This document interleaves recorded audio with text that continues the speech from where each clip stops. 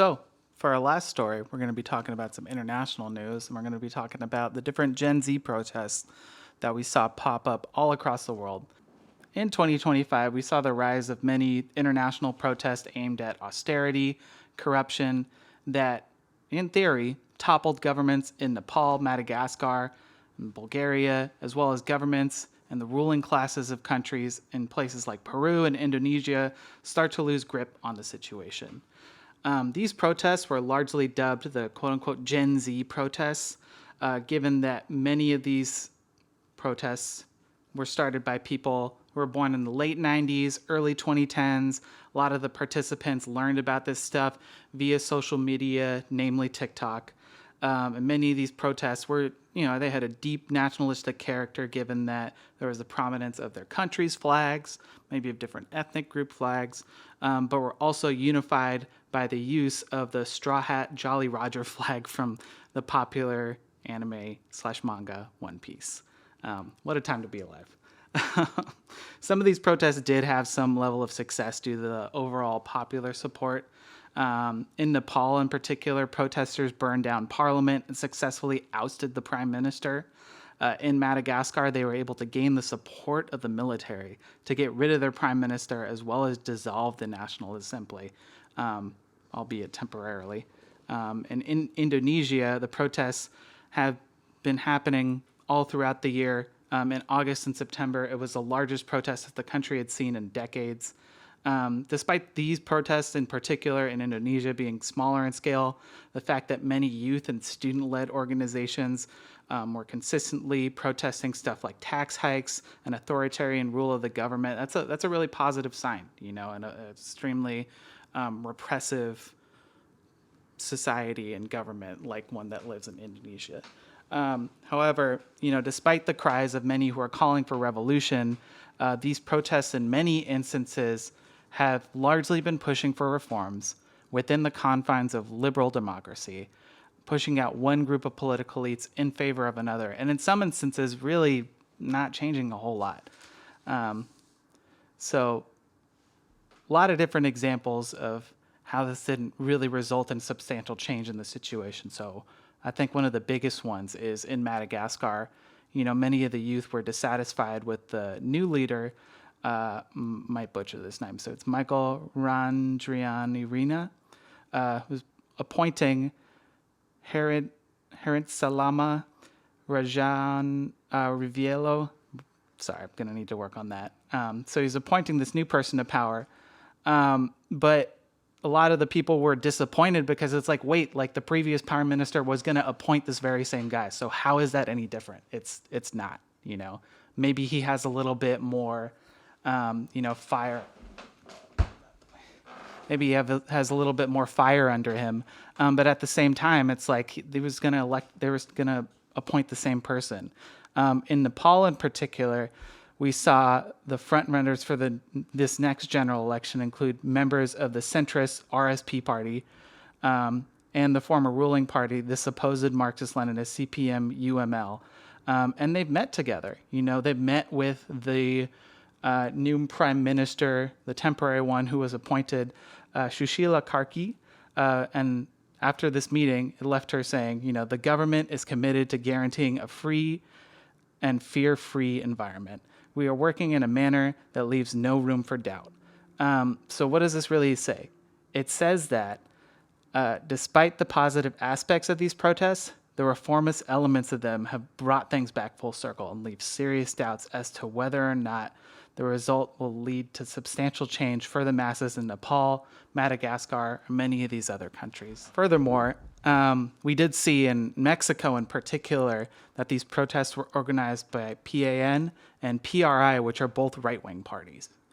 They were calling for U.S. intervention in Mexico and were actively aligning with far-right extremists, using the messaging and images of other protests to create the facade that it was an organic grassroots movement led by the youth aimed at corruption and austerity in the government.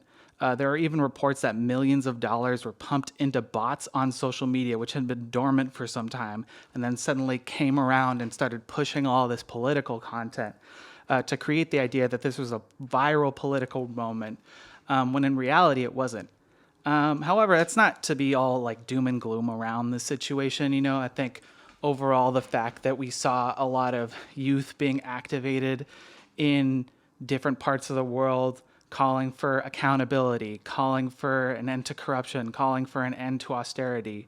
These are all really positive things that we're seeing, and hopefully things that people will build on over time. This stuff isn't going to happen overnight, and I think we can't look at they're saying oh, they overthrew the government in this place. Did they really? Not yeah, technically they did, but if it's just turning the wheel a little bit to get back to a similar point, it's not really that different. But I think we also saw in some places, in particular in the Philippines, how these protests could be more successful. So in the Philippines in particular, there are a lot of anti-corruption protests that were aimed at the controversy around the flood control projects in the country, where tsunami relief and protection funds had been embezzled by the ruling elites.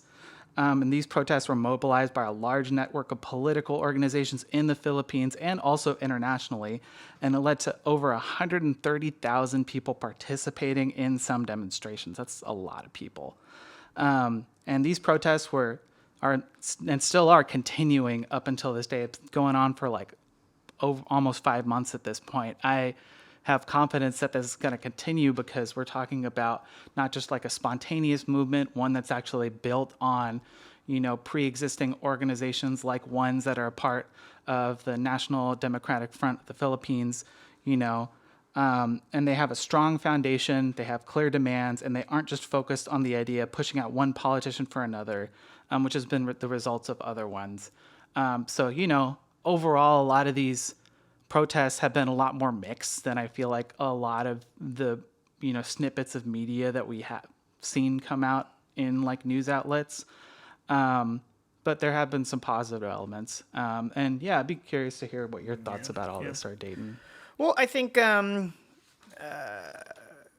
it's important to understand that societies are controlled by classes, not individuals, right? Particularly it's particularly with societies that deal with, say, military dictatorships, for instance. It can be really challenging to not see fast the cult of personality that these people put around themselves. But fundamentally, we're talking about countries, societies that are dealing with what's called class conflict, the contradicting interests between different classes of people. And I think we also see kind of the limitations of the spontaneous protest movement. In all these different countries, most of them have largely been spontaneous movements against corruption, against totalitarianism, against anti-democratic practices, but they lack the real ability to coordinate at a national level and coordinate a national campaign with demand, with a platform, with a vision, and then have the ability to actually continue advancing class struggle beyond just the single resignation of an unpopular people, an unpopular person, unpopular politician, and hence the need for political parties, right? The working class people, the peasant people in these different societies need the representation of a political party to actually be able to wage this struggle. Here in the developing world, we're very anti any type of hierarchy, particularly the hierarchy of a political party if you're on the left, right? But I think the reality is history shows that without the actual leadership of a political party, these movements they're always prone to reversal. I can think back just the real excitement and adulation around the revolution in Sudan is one example, where a lot of these spontaneous demonstrations against the 30-year dictatorship there were sort of were really muted. That after the resignation of this one of I think it was Bashir, can't recall the actual dictator's name. It doesn't matter. We should forget him, right? Is that this spontaneous movement was able to push the military junta to create some kind of caretaker administration between civilian rule and military rule to create a peaceful transition into democracy.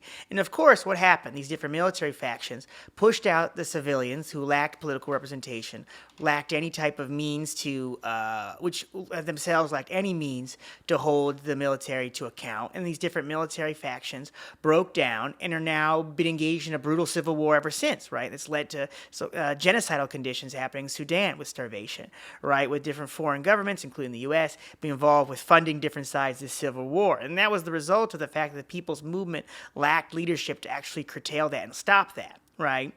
And so I think that's why it's so important that we look to movements like the Philippines. So what does the Philippines have that these other societies don't have? It's like, well, they have like the actual Communist Party of the Philippines that plays a leading role in these pro-democracy, new democratic protests, right? That are actually pushing for actual democracy, the end of semi-feudalism, the end of the semi-colonial status of the Philippines. And they have some involvement in these different spontaneous demonstrations and actually put forward some leadership.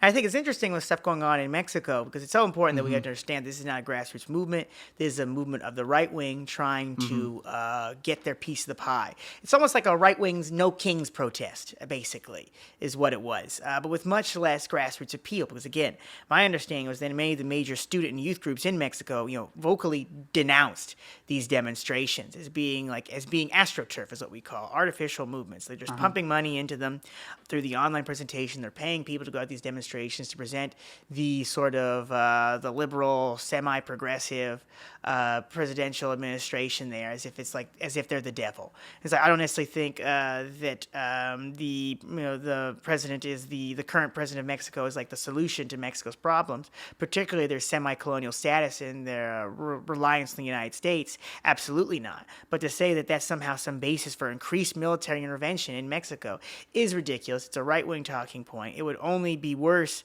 for the people of Mexico, and it's clearly not in the interest of the average Mexican citizen, right? So we can look through this and use this analysis, do a little investigation, see there's more going on here.